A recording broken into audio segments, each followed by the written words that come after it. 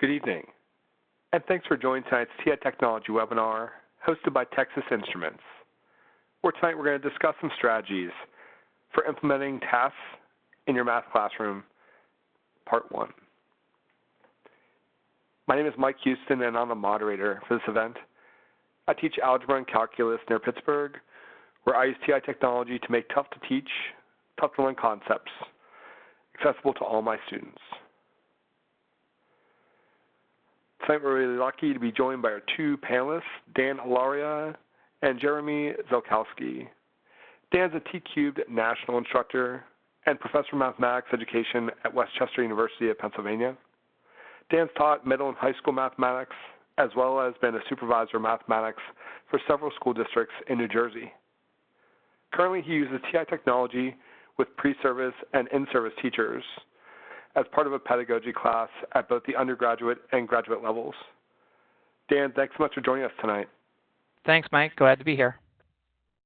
And Jeremy taught high school and college mathematics from 1999 to 2008, and he joined the University of Alabama in 2008 as he completed his doctorate in mathematics education. He's currently an associate professor and the program coordinator for the secondary math teacher education at the University of Alabama in Tuscaloosa. He's been a T-Cube national instructor since 2014, offering workshops and doing conference presentations on the TI-Nspire throughout Alabama. Jeremy, thanks so much for joining us tonight.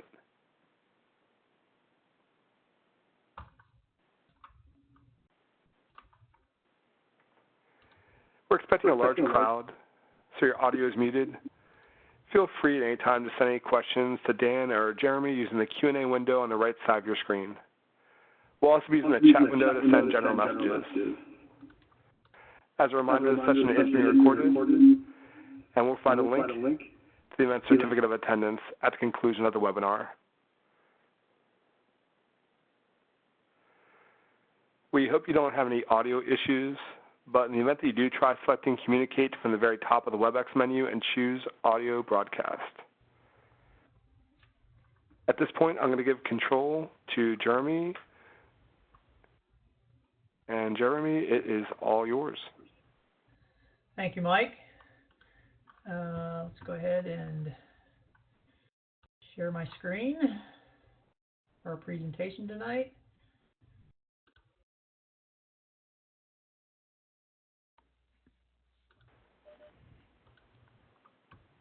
And while he's doing that, I just want to jump in real quick and mention that all the documents that Dan and Jeremy are using tonight are going to be made available to you at the end of the webinar. So feel free to hang tight for those, but we will be giving those out at the end of the webinar. Good evening, everyone. Yeah, good evening. Our work this evening is going to be grounded in the mathematics teaching practices from the National Council of Teachers of Mathematics and their publication in 2014, Principles to Action. These research-based practices, which, when part of mathematics classes regularly, are known to improve student learning outcomes. These 8 teaching practices have been a central focus of many professional development projects and workshops the last 5 years since this publication.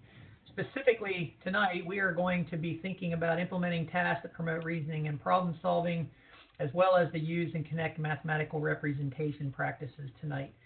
But these 8 practices intertwine during lesson instruction very frequently. So you will find components of tonight that may be related to these other practices, but those will be the 2 that are our focus tonight.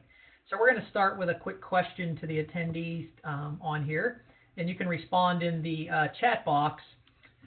Can someone give a quick example of a third practice that you think would easily integrate into a lesson where tasks that promote reasoning and problem solving, as well as using and connecting representations, would happen? And you can just give a short reason why you think that third one would be. And there's a small character limit for your thing, so you don't need paragraphs in there. We'll give you a minute to think about that. Guess they get less characters than Twitter nowadays in this chat window, right?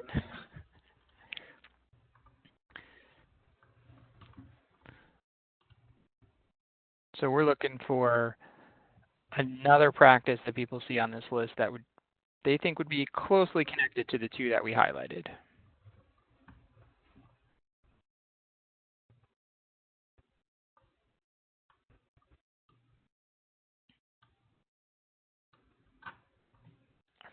First response was about mathematical discourse, which I think is a good one to start out with, right?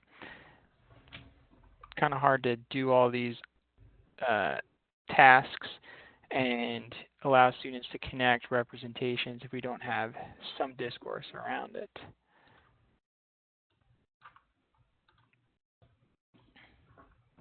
A couple people have now put in the practice about posing purposeful questions.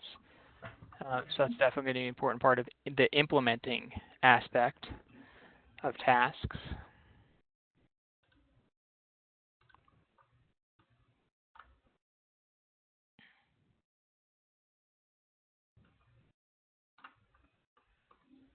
And we have a vote for productive struggle. I see that. So what we're quickly learning from everyone that's participating here is that there's a number of these practices that will be present and not in isolation. So during implementation of tasks, as well as where we're integrating the using and connecting mathematical representations, we will see a number of these other practices that they generally will not leave in isolation. So I thank you for those that have added some language there in the text box. So our agenda tonight for the webinar, we have a couple of teaching practices which we have mentioned are going to be our focus, primary focus tonight. While we just saw how some other teaching practices can relate based on the comments from participants in tonight's webinar, we're going to focus again on these two practices with some use of some of the TI technologies. I do want to mention that when we get to the end of tonight, at the very end of the webinar, we're going to have a promo giveaway for a summer workshop, so stay tuned for the very closing of tonight's webinar. So first thing we want you to do, no paper and pencil here. We just want you to look at this task and give you 1 minute of think time. And just think about what this task says and what it is asking.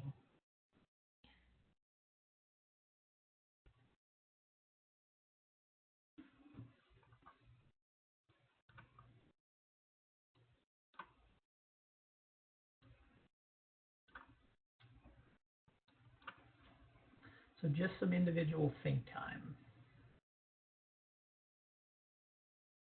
I think when people get a good sense of a response, they could type that into the chat. Not everybody's going to see that all at once.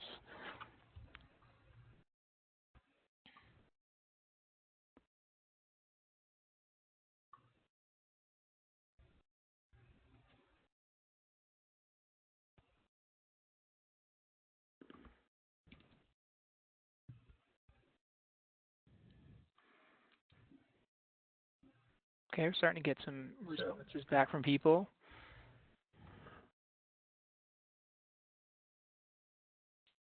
Okay. So what we would like you to do for about 3 to 4 minutes is to work as it's interpreted, and we're going to share some strategies that individuals took with respect to making sense of this task. So we're going to go ahead and give you about 3 to 4 minutes. I think one thing as people kind of think about this is kind of what's their first reaction for how they might solve it, right? That seems like a good kind of, what's your gut reaction as to what you would do? Because people are thinking about, you know, there's an exponential function here, there's a linear function here, talking about the number of solutions, a couple different things like that. So if you were to put this equation in front of students or even in front of yourself, right, and you were to just look at it, what's kind of like your gut reaction for how you would go about finding the solution? So can we get some responses into the chat about that?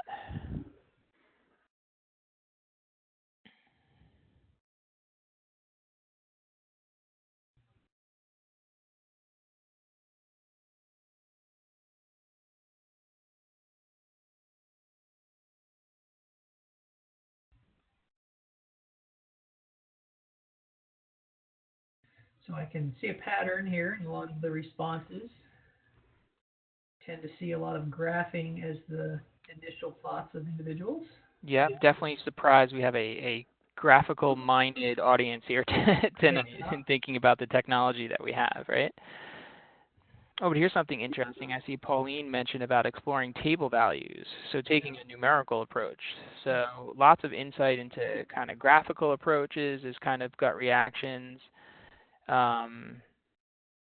Suggestion for numerical.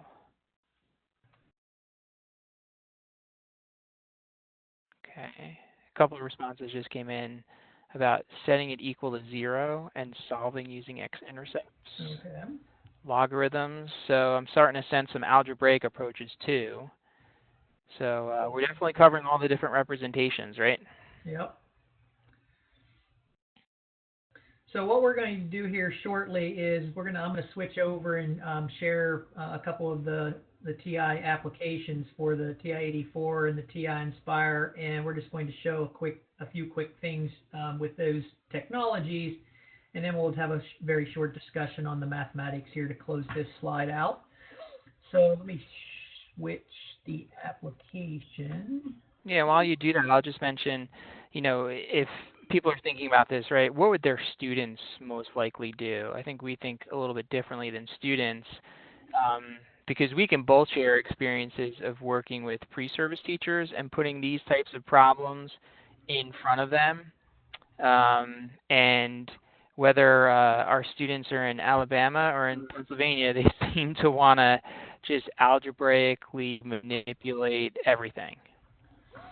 And that historically is, even some of my experiences in professional development workshops with similar tasks or different tasks, that algebraic methods seem to be the more heavily relied on method. And we don't see that in our responses tonight. We see a much heavier weight towards graphical representations for this. And so we'll discuss that here shortly. So I've switched over to the TI Smart View for the TI-84 family of handhelds. And so what I have done is use the Transform app on the TI-84. And what I have done is inserted essentially the exponential function that's on the left side of that equation with the parameters of A and B, and the right side of that equation, the linear function with Cx plus D. So we have 4 parameters. And so what I've done here is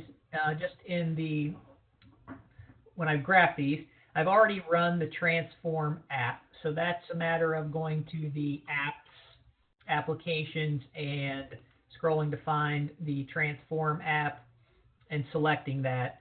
And then essentially when you go to the graphing window, you will actually see a couple of icons that show the play sort of symbol. And when you graph these, it'll let you use the cursors to change the parameters. And so the graphical approach that we sort of see here in a number of the responses with at least the TI-84 technology, we can use this Transform app to sort of see what I saw a number of individuals were saying. We could have 0 solutions, we could have 1 solution, we could have 2 solutions. And changing the parameters of these, at least with the linear function, we can see that pretty quickly that we would have no solutions there. Quick change of a constant on the linear function, we could have 2 very quickly, and then obviously we would have to do a little finagling to make it perfectly tangent where we might have 1 solution. A little more challenging with respect to that aspect. And I'm going to switch over to the TI-Nspire, which gives you a little different opportunity. Dan, we're seeing the TI-Nspire here. We're still seeing the 84. And while you switch over, there's a couple of people who haven't played around with this app before. You just typed the Y1 and Y2 right into the equation. Yeah, let me go back like to you that. normally do, right? Let me go back to that. So under the Y equals here, all I did was use the alpha characters for the parameters A and B. So alpha, the math button to get A times, and then I use the alpha, the apps button to get the B value up there, and then to raise it to the power of X. And just scroll down to Y2. So what you'll notice when the Transform app is running, it still looks like the traditional Y equals graphing where you enter the functions in the TI-84 family. The difference you see here is with the transform app running, you see the play symbols rather than these dotted lines that it's just going to graph the function. That's so that you can play the transform app and actually change those parameters in the graphing window. And you just use the up-down arrows to change the which parameter you want to actually change. And then you use the right and left arrows to increase or decrease those values. And that can work with a single parameter as well as a number of other ones. It might get a little clunky if you have 10 parameters, but at least in this case with 4, you can see that it's relatively easy to work with. But you have to run that transform app, or else in the y equals window you won't see the play symbol and the pause symbol that allows that app to run to be able to transform those parameters. All right, let me stop that and some people, while you're switching over, some people did note that they weren't finding it on their 84, and thanks to Mike Houston, he showed where you could download that. I believe usually it is one of the default apps, but it might also depend a little bit on your operating system for the 84, right? If you have an older operating system or one of the non-upgradable versions. Yeah, so I have noticed even some of my students that carry around the 84s, or even in some classrooms that I've worked with recently, that sometimes all of those applications have been erased because teachers either have reset the memories or that they've gone back to a factory setting, and sometimes that app is not on there, and that would be a reason. I mean, it comes standard when you buy it out of the box, but it can easily go away. But you can download it for free. It's very easy to drag and drop onto the 84s. All right, so now we're going to take a look at this same idea, but just a different platform. So with the TI-Nspire, a little more dynamic with its interactivity between different functions or different representations. This is a dynamic tool that allows you to link multiple pages within the same document, although I only have a single graphing page here. But function 1 is defined as our exponential function, function 2 defined as our linear function. And when I enter those values into the function line, or in this case, which is a little different than the TI-84s, is you're actually entering the function on the graphing window or on the graphing page. And so I just use the same thing. I use the alpha characters at the bottom of the TI-Nspire handheld to represent A and B. The difference here is you don't have to run the transform app. Is when you enter functions with parameters or variables other than the variable for this function being x in both cases, when you enter other variables such as A, B, C, or D, or any other variables, it automatically defaults and puts sliders or parameter changers on the particular screen. I have minimized them so that it's just sort of a easy way to click some of those parameters and see the effects of changing the slope or changing the intercept of the linear function. Same thing with changing the base of the exponential, or in this case, the leading coefficient for that exponential function. And so it essentially serves the same purpose, in this case, letting us change 4 different variables on the TI-Nspire with respect to trying to generate those different ideas around whether this exponential function intersects the linear function. And knowing that most of our comments came from a graphical approach relatively early, and then some tabular, and then some algebraic ones, we realized, at least here in this case, that the discussion with the mathematics here is we have a transcendental function and a polynomial function, in which we don't really have sophisticated algebraic procedures in the high school curriculum to be able to have students tackle those things. And so when we presented this task, we presented it more along the lines of, it does not ask for solutions.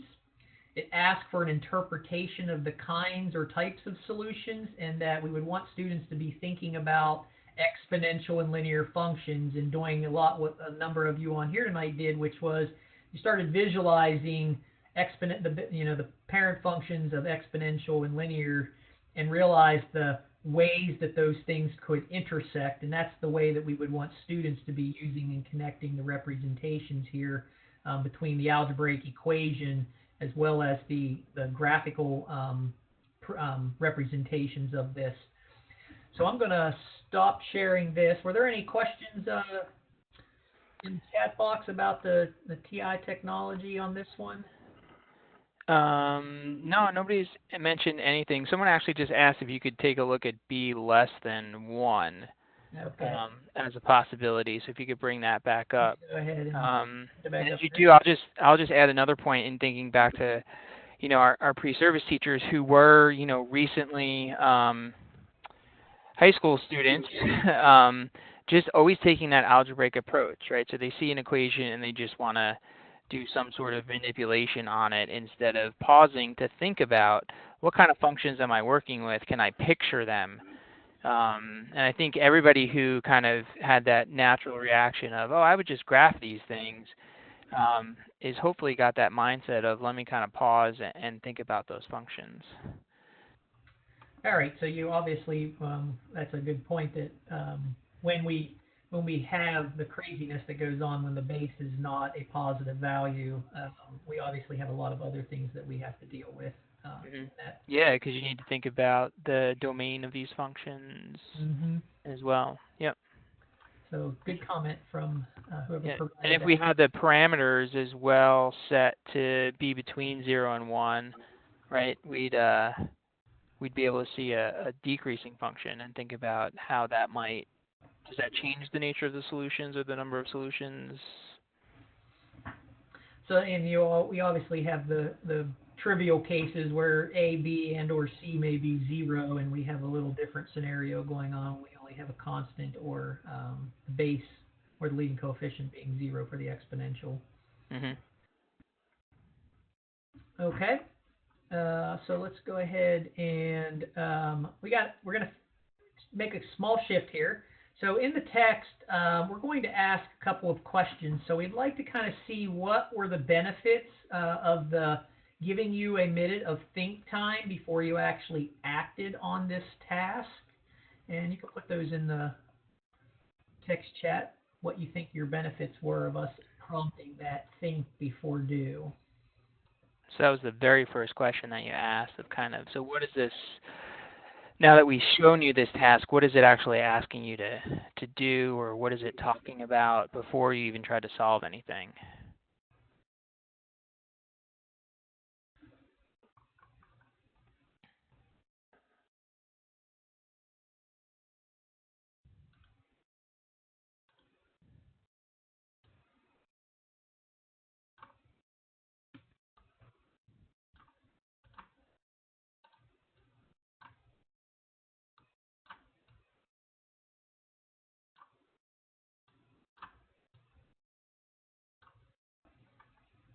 Okay, so we're starting to get some responses back. So some benefits of slowing things down, taking notice of what's presented, thinking about different ways to approach the problem. I like the one about, thinking through, not just going with your gut instinct.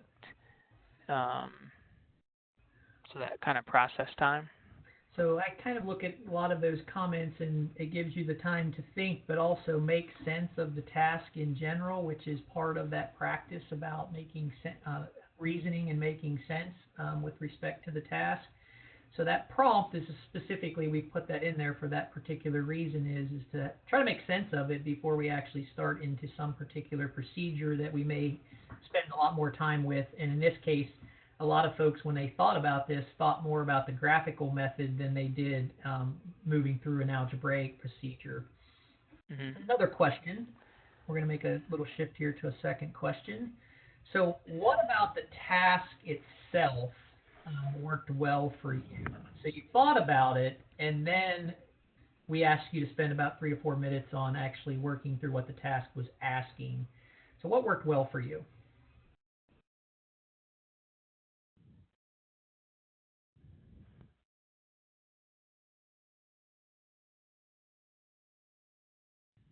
And as people are typing in, there's a couple other kind of neat responses about just letting their students think, and so it doesn't take away from other ideas that might be out there.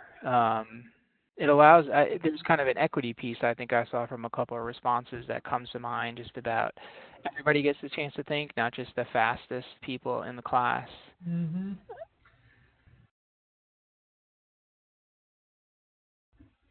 So I do see a comment about I do this with my students because they often look at problems and instantly think either I don't know how to do it, and they might stop and think, and then anything they know about the part of question, they may even start the task.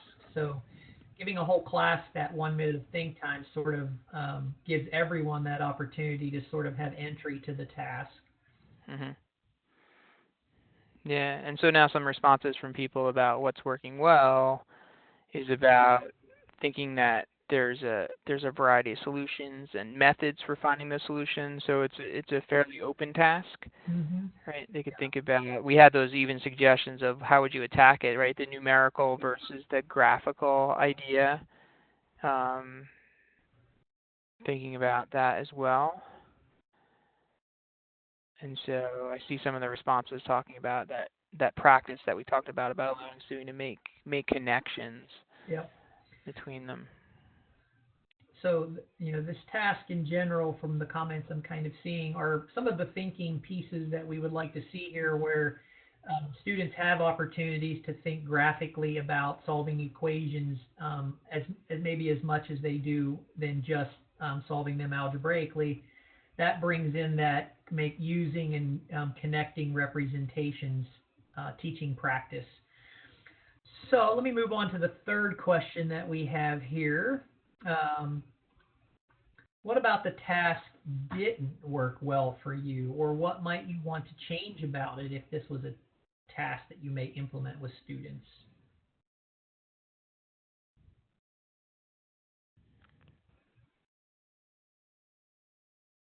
Yeah, I think I had seen somebody maybe kind of have a premonition about this because they had mentioned that there were just a lot of variables in that problem, so they could see their students kind of struggling with that. But somebody mentioned the point about b less than 1. That doesn't work very well graphically. That could be confusing. Yeah. Well, where it's negative, I think it still can work well if the base is between 0 and 1. Right, that's true. Yeah, so b less than 0 would definitely not work so well.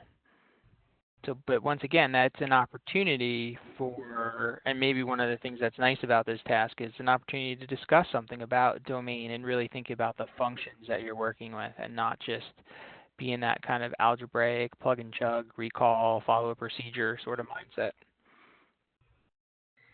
So there's a comment that I kind of hear here. I would like to see fractional transformation. So I set up the parameters to only change by integer values, and maybe having transformations of less than 1 unit or not integer ones might actually be something better. And within that transform app on the TI-84, Andy in the TI-Nspire, you can change those incremental values to being less than 1. Or more than 1, for that matter. That's not locked into just being integer values.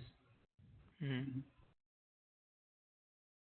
So really both platforms are a good tool to use with a task like this because even though they do it in different ways, it's still the visualization piece you get out of both of them. But the Transform app on the 84 allows you to explore those two functions dynamically. And we know the Inspire does that because it puts in those sliders for us to allow us to be able to move things around. And it allows us to check cases very quickly where students that may not have that technology in their hand or some other form of technology may take them a lot longer to try to figure out what's going on with that task without the technology. So we're going to sort of close on this particular slide with keeping an idea that this is the using and connecting representations embedded in a task that would promote reasoning and problem solving with respect to students. Yeah, we kind of, you can jump over to the next slide for us. But as we think about this, right, the purpose of us giving you that task was to, like Jeremy said, make those connections between those representations, but also just to think about the math a little bit differently, and what is a task that promotes reasoning and sense making? Because I think that task, while not, connected to a real world application or anything like that, promotes that. So we have two more examples here, and kind of get you to think about, can you type in the chat how these assignments are alike? And can you type in how they're different? So if you could start your response with alike, and then type in how they're alike, or different and type in how they're alike, that'll certainly be helpful. So we had come up with these 18 quadratics to factor and this other task on the right. And so we're seeing that people are noticing the factoring, and that they're trinomials. There's lots of those. They're all quadratic. Mm-hmm. So we have a lot of responses, seeing what's alike with them. We see a few different. That number 2 has a lot of vocabulary. That's a good observation. Thanks, Jenny, for that first different there. Different ways to factor. So that's interesting, both within a task and across tasks. The second task has more rigor. Higher level.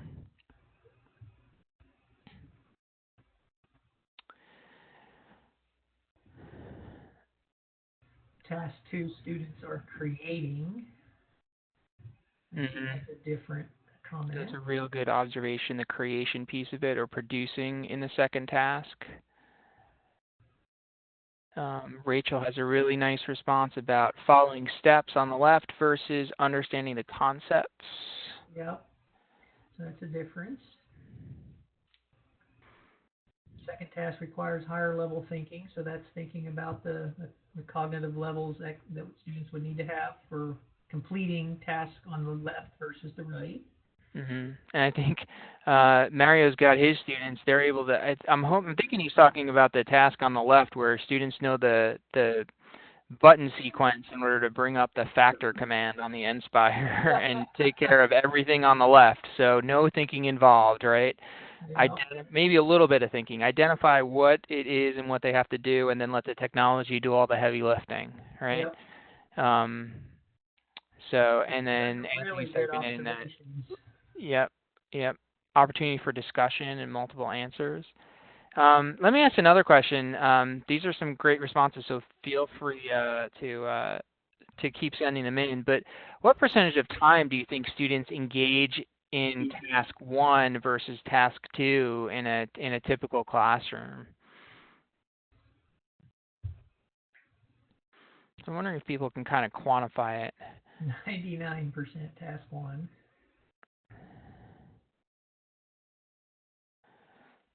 Yeah, a couple people are mentioning the vocabulary in the right, which is true, because academic vocabulary is important, right? We definitely want to amplify vocabulary, not necessarily hide it or dumb it down for students, because that can lead to confusion. So we should definitely not be afraid. We've got some 99 to 1. 99 to 1, huh?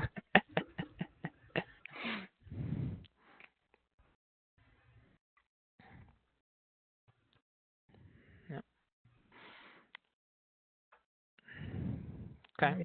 A 30 and 20. So what's the other 50%? No. Yeah. So you can see on the bottom this alike and different routine came from a source, and so can you take a look at the next slide? And we'll show kind of an idea of, and we'll pop this into the chat window in case you want to pull up this PDF. But I'm gonna summarize it for you. So Ed Trust came out with this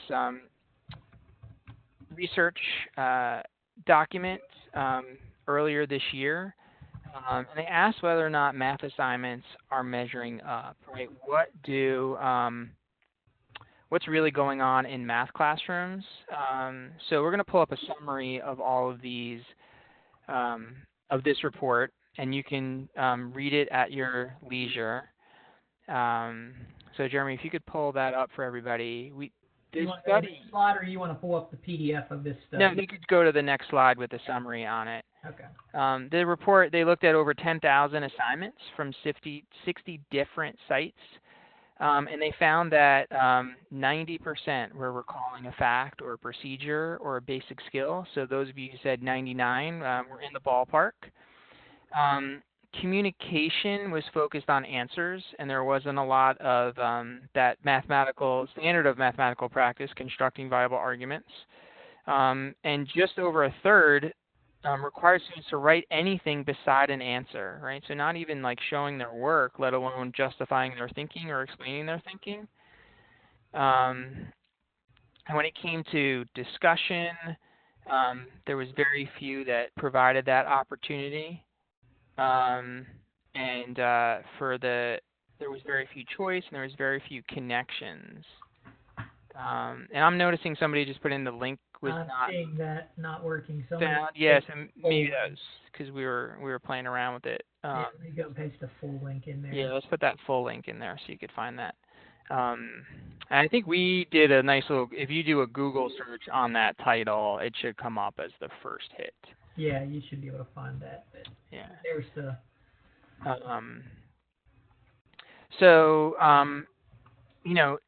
The study showed that a lot of what kids do in middle grades is just procedure, algorithm. There's not a lot of requirement for talking about their thinking in terms of the assignments, right? Built into the assignments. It doesn't necessarily mean that teachers might not have students communicate. But just in the requirement of the task itself, and it's something that we'll talk about in the next part of this seminar is about the implementation piece. But let's take a look at the next slide and talk about the findings from this report. That if we want to promote reasoning and problem solving in students, these are the 4 areas that the research is suggesting is available or part of the task, I guess is a good way to say it. Not that you're going to hit all 4 of these every single time, but if we think of the task that we put up, just, kind of describing the nature of solutions between an exponential and a linear function. Did it promote cognitive challenge? I guess we both agree with that, right, Jeremy? Yeah. People can certainly type in if they think, if they think otherwise, or why they might agree with that. But just because, right, there's no numbers, there's no specific. It's a little bit, it's certainly open-ended. It requires students to think about the types of functions that they're working with. A balance of procedural skills and fluency with conceptual understanding. And so there's some skills that students need to know, right? Everybody suggested either making a table or making or graphing it. So there's some sort of skill that needs to be done in order to do that piece. But they need to understand that graphing is a way to solve equations. That might be the conceptual piece for that, and understanding that this is an exponential function and this is a linear function. We asked, our instructions were to describe the nature and number of solutions, and so students have to communicate about that. You can't just write like 2 or 1, as an as a response to that. It requires a little bit more in depth.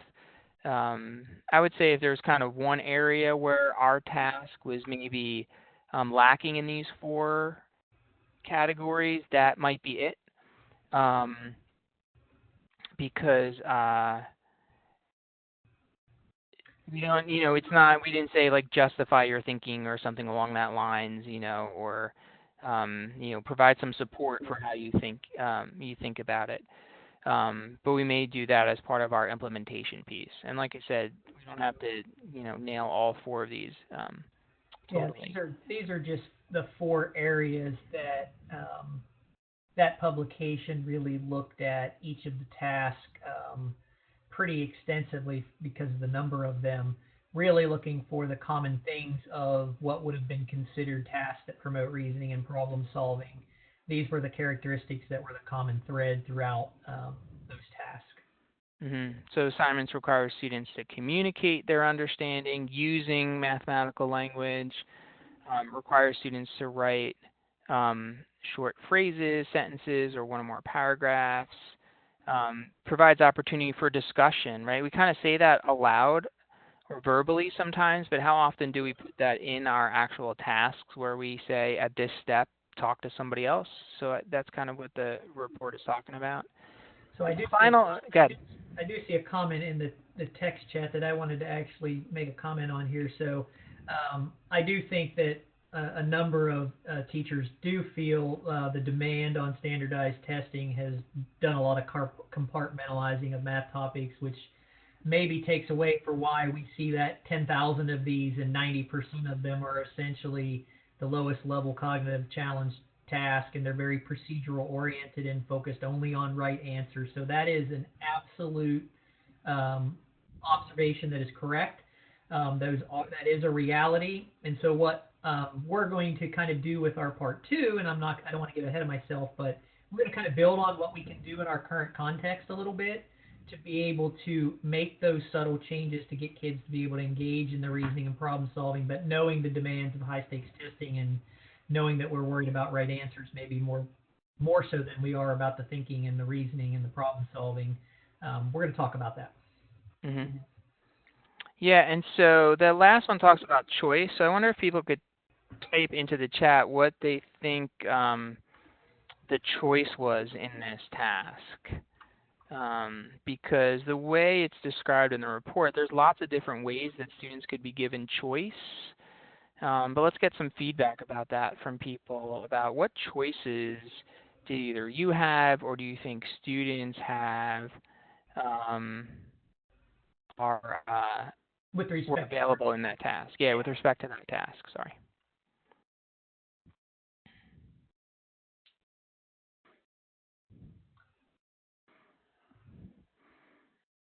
Because I think the relevance piece we all kind of agree on. We wish the high school curriculum overall could be more relevant to our students, and it just doesn't mean like making up a word problem that has to do with something that they're interested in. Although that's certainly helpful, but could we make assignments relevant by picking interesting topics that might arouse curiosity?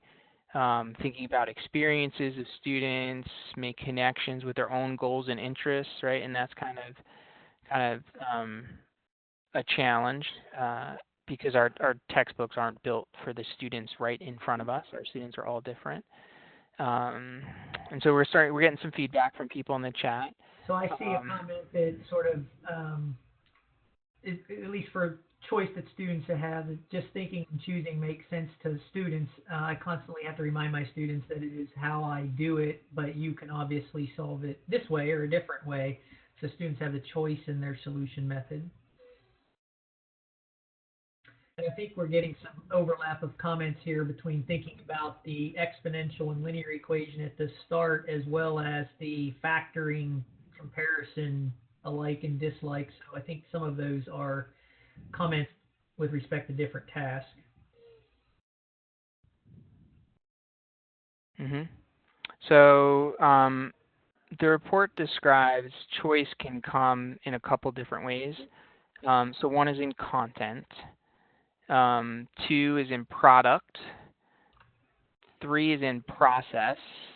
So I think that's where a lot of people are kind of focusing in on, is the process. Or the tool, mathematical tool, right? So you certainly 84 or Nspire is one choice between tools, but we could also think about paper and pencil as a tool, using tables as a tool, like somebody had suggested earlier. And so, like we said, these are not going to be evident in every single task, but these are things to think about. So I'd like to build on a comment that I see from one that I think is one we can have discussion around. So one of the participants had said, if I were to give these two choices, so referring to the quadratic and the factoring, two different tasks, that the students would probably choose task one if they were given the choice. They would tend to back off when they might be being asked to create a problem independently. So I think one of the important things here is that yes, there's probably a very good students would be able to go through all of those factoring problems, which I'm going to kind of go backwards here in the slides real quick just to put that in front of everyone. But if they were actually going to solve or factor all 18 of those quadratics, that actually if you have the understanding of what's going on the right, those are actually much quicker to do. So I think one of those things is we probably have students who are very good at factoring who would choose to do the one on the left over the ones on the right, but they're going to understand the procedural knowledge very well, but they're not necessarily going to understand the underlying structure or concepts that are going on with why we're factoring rather than just how we're factoring. So that is a good observation. Students that are very good at factoring would choose to do that. But with the understanding, the one on the right is actually easier to do. Mm-hmm.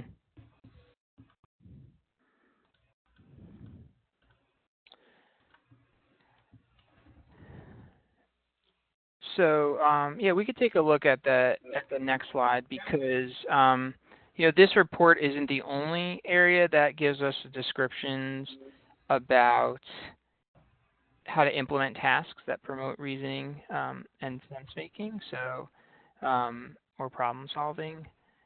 Principles to Actions has this quote in it about the multiple entry points, the different representations and tools, and varied solution strategies. And so there's the use and connect representations again, so that you kind of see the straightforward connection from what the researchers in that report found and their recommendations versus what Principles to Actions is saying about implementing those teaching practices that we discussed at the beginning.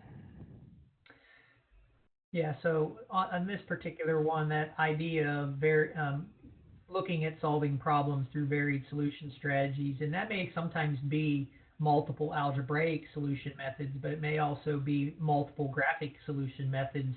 I know we had a few comments earlier about setting the equation to 0 rather than looking at it in the intersection of the left and right side functions of the equation. So those even are varied strategies within the same representation. Solving linear equations where maybe you avoid fractions, but you can still solve those solve linear equations with fractions by doing different steps in different orders. So thinking about that in terms of varied strategies, but to use and connect those representations, looking at the different representations, even the tabular solutions that we got suggestions on. I think one of the nice pieces about the opportunity to use the technology is being able to look at the visual representation of whatever concept we're working with, and being able to use that as a way to connect to other representations. So as we get close to wrapping up here tonight, we want to point out the new publication, Catalyzing Change in High School Mathematics. A lot of this work, if you haven't seen this publication yet, is centered on the ideas, or at least based on a lot of the data that shows while we've made some tremendous progress in the elementary grades and even in the middle grades, that we've really seen a lot of flat level achievement by multiple benchmarks, whether that's college entrance tests, whether that's percentage of students getting 4s and 5s on AP exams, or the number of students that are college ready in mathematics, according to whatever benchmark you're looking at, that we've really seen a relatively flat for 30-year achievement level at the high school. So while we're seeing some good progress happening at the elementary and middle grades, historically, at least since the standards-based movement in the early 90s came around, that we're actually seeing in Catalyzing Change that there are 3 big points that we're going to kind of share with you here tonight from this. Is the first one being on equitable teaching practices, and that's critically important. to develop within respect to our classrooms and the instruction methods to give students a much greater positive identity in the math classroom. I know I saw a few comments in the text chat where sometimes students maybe wait for someone else to say something before they say something, and that 1 minute of think time gives individuals the opportunity to begin to develop their identity, but it also allows them to think maybe a little bit, they have more time to think about it if they need to make sense of something in a longer amount of time than the students who are very quick to come up with things. The second point in here is that the way that students are experiencing mathematics at the high school level does have a significant impact on the way they identify themselves with respect to whether they're doers of mathematics. And so a lot of these strategies for allowing students the opportunities to make connections between graphical solutions versus algebraic or tabular approaches, that they actually can start becoming doers of mathematics in a context that maybe otherwise where maybe the procedure part is the heavy focus, that they don't feel like doers of mathematics. And then the last one is about actually implementing these kinds of instructional practices as an action that teachers can undertake relatively immediately, but it is not something that happens overnight for developing those identities with students. So we may implement some kinds of changes in practices, but students don't necessarily react to that immediately, and it really requires us to establish some norms about how do we get students engaged in the mathematics when they maybe are not used to that. This publication came out just last year, and it is a game changer. There are a lot of suggestions in there. There are some on the NCTM's website. I will point to you at that if you just Google the catalyzing change. They actually list a number of case studies from school districts that have actually implemented some of the principles that are in, or the suggestions that are in here, detracking teachers versus detracking students as far as how we assign teachers to certain classes, how we assign students to certain classes, and there's a number of other other suggestions in there. But those case studies actually give you a sort of vision of how those things can be implemented on a local level. They're not global yet, they're just local implementations, either in a district, and in some cases large districts, or individual schools.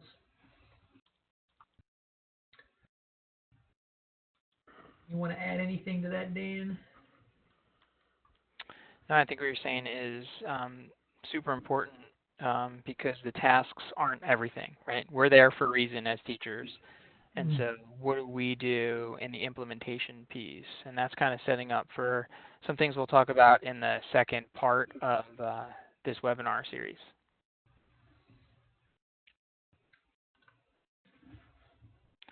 So that second part about implementing tasks will be on May 7th.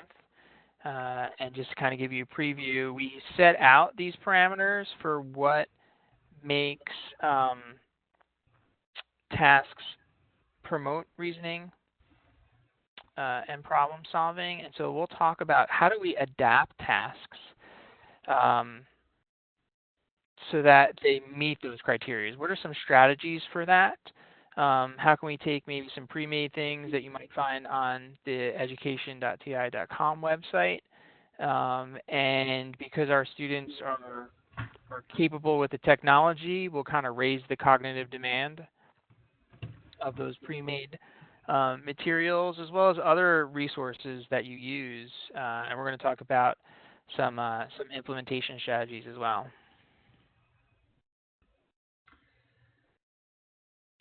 So I do see a couple of comments in the text chat that we may want to try to address. So there was a comment about the materials being posted on the instructor forum. I'm wondering if that's something Mike can answer. I know you said at the beginning that the presentation would be available, but as far as materials, I'm not sure what that refers to. Yeah, I think Jenny's a T-Cubed instructor. Oh, okay. So we're talking about then the professional development materials around the implementing task workshop. I'm assuming that's what that means. Mm-hmm. Yeah. So we let Mike take over and talk about summer workshops and things if anybody's interested in going more in depth of what we talked about tonight, because we just scratched the surface. Yeah. Thanks so much. So Jeremy, if you wouldn't mind, stop sharing and then just pass control to me. Okay. There you go. Thanks so much. So as we begin to wrap things up tonight, if you do have any last-minute questions for Dan or Jeremy, please try to get those asked. I know they'll do their best to get those questions answered.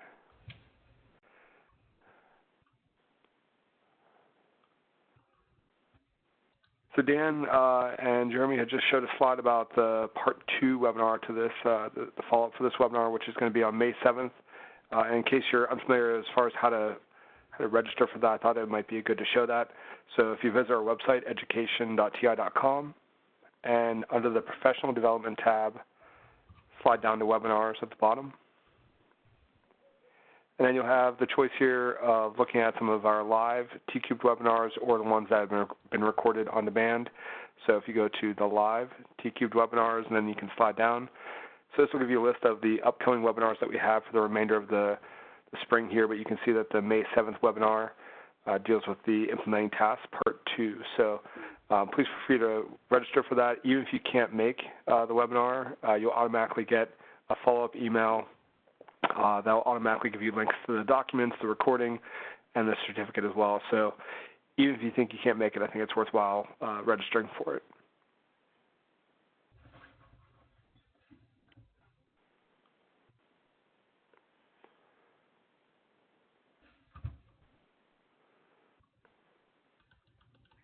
So any last questions?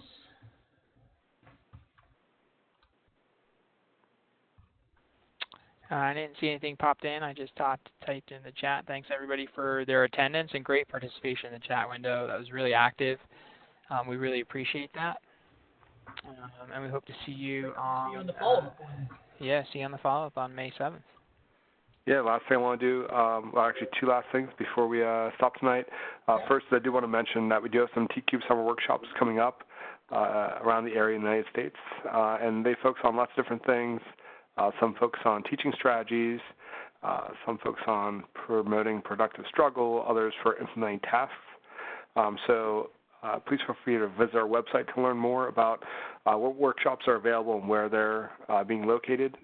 Also, we mentioned that one lucky winner tonight, we're going to be giving out a T-Cube Summer Workshop registration. And our lucky winner tonight is Carly Pisani. So, Carly, congratulations. We hope to see you, as well as everyone else, at a T-Cubed Summer Workshop. And last but not least, to receive a certificate of attendance tonight, go ahead and click the link in the chat window. Also listed as a link for the documents that were used by Dan and Jeremy tonight.